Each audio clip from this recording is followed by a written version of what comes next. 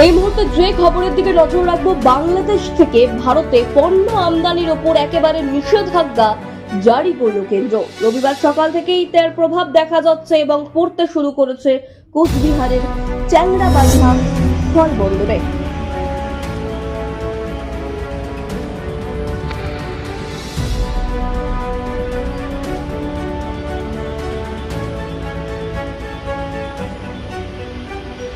চ্যাংড়াবান্ধা বন্দর দীর্ঘদিন ধরেই ভারত, বাংলাদেশ এবং ভুটানের মধ্যে গুরুত্বপূর্ণ একটি বাণিজ্যিক কেন্দ্র হিসেবে কাজ করে আসছে এই বন্দর। প্রতিদিন গড়ে 90টিরও বেশি ট্রাক বাংলাদেশ থেকে পণ্য নিয়ে ঢোকে ভারতে এবং ভুটানে। ফলে এই সিদ্ধান্তের চিন্তায় কপালে হাত ব্যবসায়ী থেকে শ্রমিক সকলেরই।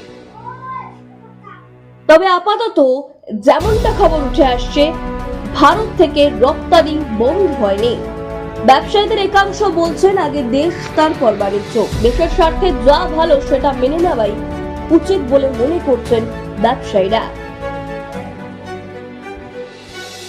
তবে শনিবার কেন্দ্রীয় বাণিজ্য ও শিল্প মন্ত্রকের অধীনস্থ বৈদেশিক বাণিজ্য দপ্তরের জারি করা নির্দেশিকায় বলা হয়েছে, এখন থেকে বাংলাদেশের রেডিমেড পোশাক কেবলমাত্র কলকাতা ও মুম্বাইয়ের নাভা সেবা বন্দরের মাধ্যমে আমদানি করা যাবে।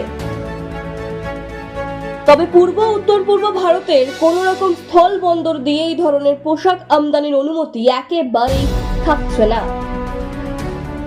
এছাড়াও বেশ কিছু নিষেধাজ্ঞা জারি হয়েছে, যেমন সুতির পোশাক, প্রক্রিয়াজাত খাদ্যদ্রব্য, ফল ও প্লাস্টিক সামগ্রী সহ একাধিক পণ্যের আমদানির ওপর। ফলে অসম, ত্রিপুরা, মেঘালয় বা মিজোরামের কোন শুল্ক কেন্দ্র দিয়ে এইসব পণ্য আর ঢুকবে না ভারতে। তবে স্পষ্ট জানানো হয়েছে, ভারত হয়ে ভুটান বা নেপালে এইসব পণ্য রপ্তানিতে কোনো রূপ বাধা নেই ভারতের দিক থেকে।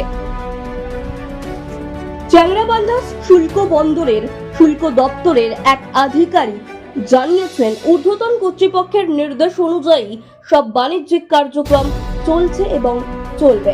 বিশ্লেষকদের মতে এই সিদ্ধান্তে ভারত বাংলাদেশ বাণিজ্যিক সম্পর্কের নতুন জটিলতা তৈরি হতে পারে বলে মনে করা হচ্ছে।